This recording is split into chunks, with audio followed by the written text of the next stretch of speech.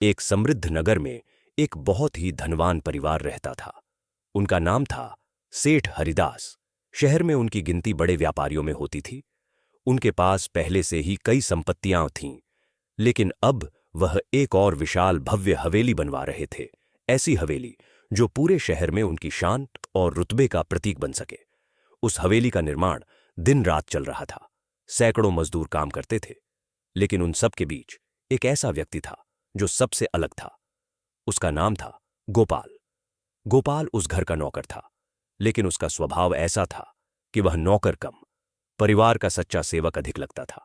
वह हर काम ईमानदारी से करता, बिना किसी शिकायत के करता, और सबसे बड़ी बात, वह मन ही मन हमेशा भगवान जगन्नाथ का स्मरण करता रहता था। सुबह उठते ही वह सबसे पहले आंगन के कोने में छोटे से मंदिर में दीप जलाता, हाथ जोड़कर कहता, प्रभु, आज भी मुझे सेवा का अवसर दीजिए। उसकी यही सादगी और भक्ति उसे सबसे अलग बनाती थी। लेकिन सेठ हरिदास का स्वभाव बिल्कुल विपरीत था। उन्हें अपने धन और शक्ति पर बहुत अहंकार था। वह अपने नौकरों से कठोर व्यवहार करते, छोटी छोटी बातों पर अपमानित करते, और गोपाल को तो वह अक्सर सबसे अधिक डांटते थे, क्योंकि उन्हें लगता था कि गोपाल बहुत सीधा है और कभी जवाब नहीं देगा। एक दिन की बात है, हवेली का निर्माण अपने अंतिम चरण में था। सेठ हरिदास पूरे स्थल का निरीक्षण कर रहे थे। तभी उन्होंने देखा कि एक कोने में थोड़ी गंदगी रह गई है। उन्होंने तुरंत जोर से आवाज लगाई, गोपाल। गोपाल दौड़ता हुआ आया। जी मालिक, सेठ ने गुस्से में कहा, तुमसे एक छोटा सा काम भी ठीक से नहीं होता। इतनी बड़ी हवेली बन रही है और तुम सफाई तक नहीं रख सकते। गोपाल ने सिर झुकाकर कहा, मालिक, अभी साफ कर देता हूं। लेकिन सेठ का गुस्सा शांत नहीं हुआ। उन्होंने सबके सामने गोपाल को अपमानित किया। तुम जैसे निकम्मे लोग ही काम बिगाड़ते हैं। अगर तुम नहीं होते तो मेरा काम और भी जल्दी पूरा हो जाता। वहां खड़े मजदूर सब कुछ देख रहे थे, पर कोई कुछ नहीं बोला। गोपाल चुपचाप झाड़ू उठाकर सफाई करने लगा। उसकी आंखों में आंसू थे, लेकिन उसके होंठों पर एक ही नाम था, जगन्नाथ, जगन्नाथ। दिन बीतते गए, सेठ का अहंकार बढ़ता गया और गोपाल की परीक्षा भी। एक दिन गोपाल को तेज बुखार था, शरीर कांप रहा था, लेकिन फिर भी वह काम पर आया, क्योंकि उसे डर था कि अगर वह नहीं आया तो सेठ उसे निकाल देंगे। सेठ ने उसे देखा और कहा, यहां काम करने आए हो या नाटक करने? अगर काम नहीं होता तो घर बैठो। गोपाल ने धीरे से कहा, मालिक, काम कर लूंगा। और वह फिर काम में लग गया। उस रात वह अपने छोटे से कमरे में लेटा हुआ था। शरीर जल रहा था, लेकिन मन में वह प्रार्थना कर रहा था, प्रभु, अगर यह मेरी परीक्षा है तो मुझे शक्ति दीजिए। मैं सेवा से पीछे नहीं हटूंगा। उसकी आंखें बंद हो गईं। उसी रात आकाश में कुछ विचित्र हुआ। मंदिर की घंटियां अपने आप बजने लगीं। हवा में एक अलग सी शांति फैल गई, और उसी क्षण बाल रूप में भगवान जगन्नाथ ने पृथ्वी पर आने का निश्चय किया। अगली सुबह हवेली के पास एक छोटा सा बालक दिखाई दिया। उसकी आंखें बड़ी और चमकदार थीं, चेहरे पर मासूम मुस्कान, और वह साधारण कपड़ों में था, लेकिन उसके भीतर एक दिव्य आभा थी। वह धीरे धीरे हवेली के अंदर आया। गोपाल बाहर आंगन में बैठा था, अभी भी थोड़ा बीमार था। बालक उसके पास आया और बोला, तुम दुखी क्यों हो? गोपाल ने मुस्कुराकर कहा, नहीं, मैं दुखी नहीं हूं, बस थोड़ा थका हूं। बालक ने उसकी आंखों में देखा और कहा, जो सेवा दिल से करता है उसे थकान नहीं, शांति मिलती है। फिर तुम्हारी आंखों में यह दर्द क्यों है? गोपाल चौंक गया। उसे लगा जैसे यह कोई साधारण बच्चा नहीं है। उसने धीरे से कहा, मैं तो बस अपना कर्तव्य निभा रहा हूं, जो भी मालिक कहे।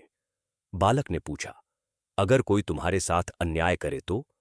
गोपाल ने सिर झुकाकर कहा, तो मैं सह लूंगा, क्योंकि शायद यह मेरे कर्मों का फल है और मेरे प्रभु सब देख रहे हैं। बालक मुस्कुराया। उधर सेठ हरिदास अपनी नई हवेली को देखकर बहुत गर्व महसूस कर रहे थे। उन्होंने शहर के बड़े लोगों को बुलाने की तैयारी शुरू कर दी थी। एक भव्य गृह प्रवेश समारोह होने वाला था। उसी दिन उन्होंने देखा कि वही छोटा बालक हवेली के अंदर घूम रहा है। सेठ ने गुस्से में कहा, अरे, यह बच्चा यहां क्या कर रहा है? इसे बाहर निकालो। गोपाल ने तुरंत कहा, मालिक, यह तो छोटा बच्चा है, शायद रास्ता भटक गया होगा।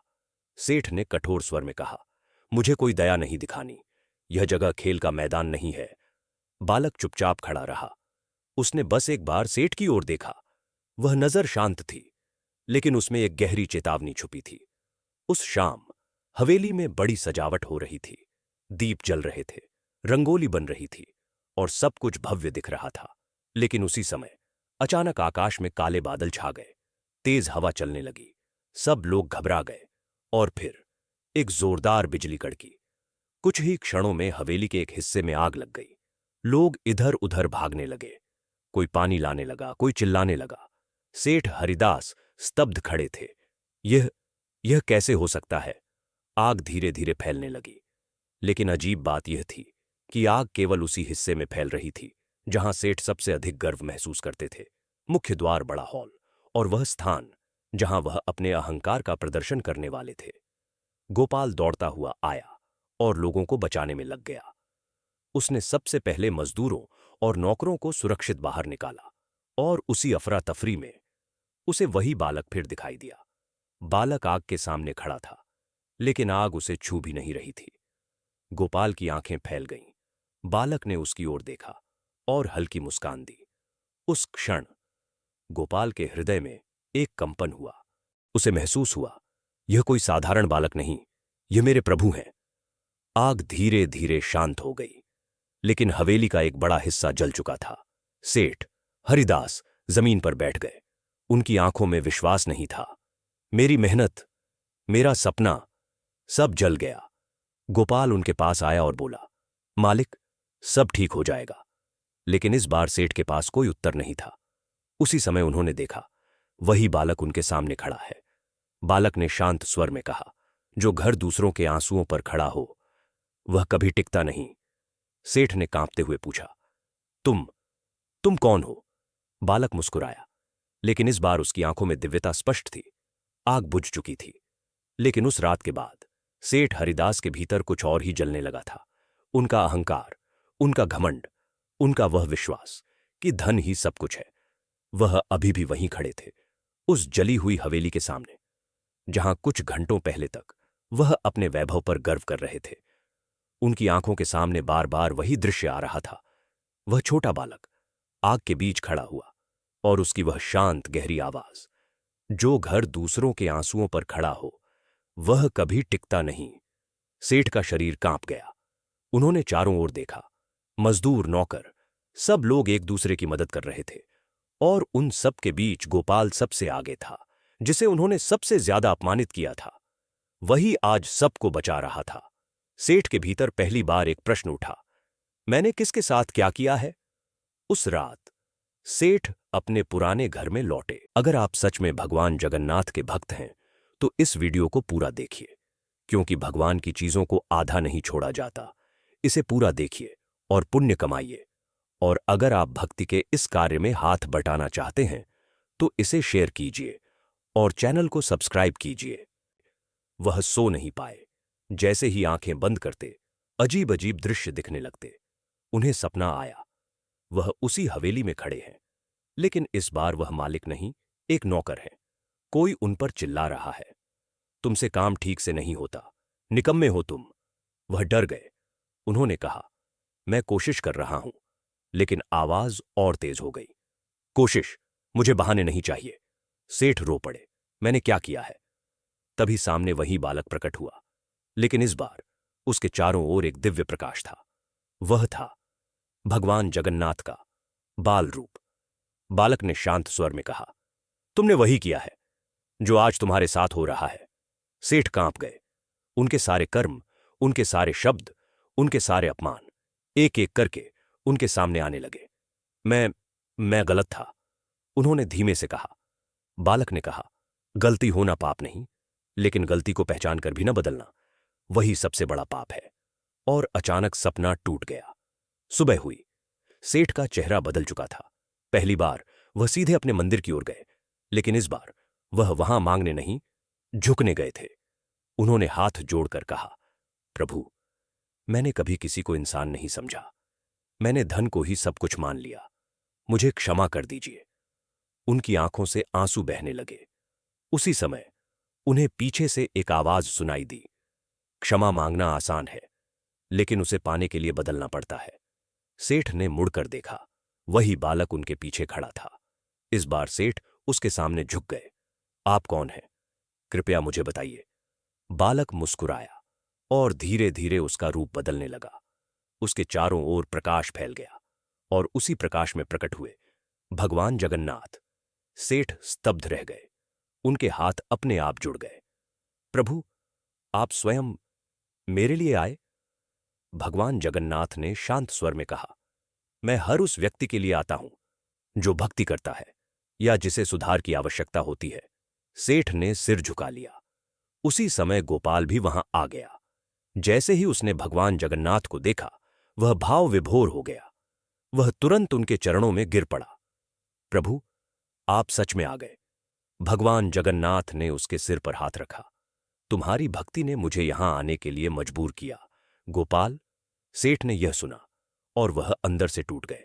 यह गोपाल, उन्होंने सोचा, जिसे मैं इतना अपमानित करता था, वही भगवान का सबसे प्रिय भक्त है। भगवान जगन्नाथ ने सेठ की ओर देखा। तुमने इस व्यक्ति को कभी सम्मान नहीं दिया, लेकिन इसने हर अपमान को सहकर भी मेरा नाम नहीं छोड़ा। सेठ रो पड़े। वह गोपाल के पास गए और उसके पैरों में गिर गए। गोपाल, मुझे माफ कर दो, मैंने तुम्हें बहुत दुख दिया। गोपाल घबरा गया। मालिक, आप यह क्या कर रहे हैं? उठिए। लेकिन इस बार सेठ ने कहा, नहीं, आज मैं मालिक नहीं हूं। आज मैं वही हूं जो मुझे होना चाहिए था, एक इंसान। उस दिन के बाद सब कुछ बदलने लगा। सेठ ने सबसे पहले अपने सभी नौकरों और मजदूरों को बुलाया। उन्होंने सबके सामने हाथ जोड़कर कहा, आज तक मैंने आप सबके साथ गलत व्यवहार किया। मैंने आपको सिर्फ काम करने वाला समझा, इंसान नहीं। सभी लोग हैरान थे। आज से, सेठ ने कहा, यह घर सिर्फ मेरा नहीं, हम सबका होगा। उन्होंने गोपाल को अपने पास बुलाया। आज से तुम नौकर नहीं, इस घर के प्रबंधक हो। गोपाल चौंक गया। मालिक, यह कैसे? सेठ ने मुस्कुराकर कहा, यह मेरा निर्णय नहीं, यह भगवान की इच्छा है। धीरे धीरे नई हवेली का निर्माण फिर से शुरू हुआ, लेकिन इस बार कुछ अलग था। इस बार उस घर की नींव में अहंकार नहीं, सम्मान, प्रेम और करुणा थी। हर मजदूर को उचित वेतन मिला, हर व्यक्ति को सम्मान मिला और हर दिन काम शुरू होने से पहले भगवान जगन्नाथ की पूजा होती थी। कुछ महीनों बाद वह हवेली फिर से बनकर तैयार हो गई, लेकिन इस बार वह सिर्फ एक इमारत नहीं थी, वह एक उदाहरण थी। उसके द्वार पर एक पट्टिका लगाई गई, यह घर भक्ति, सेवा और विनम्रता पर आधारित है। एक दिन गोपाल उसी आंगन में खड़ा था जहां कभी उसे अपमानित किया गया था। उसने आंखें बंद की और कहा, प्रभु, आपने सब कुछ बदल दिया। तभी हल्की सी हवा चली और उसे ऐसा महसूस हुआ जैसे कोई उसके पास खड़ा है। उसने आंखें खोली, वही बाल रूप, वही मुस्कान। भगवान जगन्नाथ, भगवान जगन्नाथ भगवान का साक्षात रूप है। वे उस परमात्मा के स्वरूप हैं जो सबको अपना मानते हैं और राजा रंग, अमीर गरीब में कोई भेद नहीं करते। भगवान जगन्नाथ का श्यामवर्ण शरीर, उनके विशाल नेत्र और उनका सरल स्थिर रूप हमें यह सिखाता है कि ईश्वर को पाने के लिए दिखावा नहीं, बल्कि शुद्ध भक्ति की आवश्यकता होती है। कहा जाता है कि भगवान जगन्नाथ अपने भक्तों की गरीबी दूर करते हैं, मन की परेशानियों को शांत करते हैं और जो माता पिता संतान प्राप्ति की कामना से उनका स्मरण करते हैं, उनके जीवन में आशा का दीप जलाते हैं। वे सब कुछ जानने वाले हैं, हमारे दुख, हमारी चिंताएं और हमारे मन का विश्वास भी। इसी कारण उनके दरबार में शब्दों से अधिक भावना का महत्व है। भगवान जगन्नाथ के मंत्रों को पूर्ण श्रद्धा और ध्यान के साथ सुनना और जपना चाहिए। ईश्वर के नाम को अधूरा छोड़ना उचित नहीं माना जाता, क्योंकि प्रभु के मंत्र में ही उनकी संपूर्ण शक्ति और कृपा निहित होती है। अतः आइए अब हम शांत मन और सच्ची श्रद्धा के साथ भगवान जगन्नाथ के पावन मंत्र का उच्चारण करें। ओम जगन्नाथाय नमः, ओम जगन्नाथाय नमः, ओम जगन्नाथाय नमः। नीलाचल निवासाय नित्याय परमात्मने, बलभद्र सुभद्रा सहिताय जगन्नाथाय ते नमः। ओम जगन्नाथाय नमः, ओम जगन्नाथाय नमः, ओम जगन्नाथाय नमः। नीलाचल निवासाय नित्याय परमात्मने, बलभद्र सुभद्रा सहिताय जगन्नाथाय ते नमः। ओम जगन्नाथाय नमः। ओम जगन्नाथाय नमः। ओम जगन्नाथाय नमः। नीलाचल निवासाय नित्याय परमात्मने। बलभद्र सुभद्रा सहिताय जगन्नाथाय ते नमः।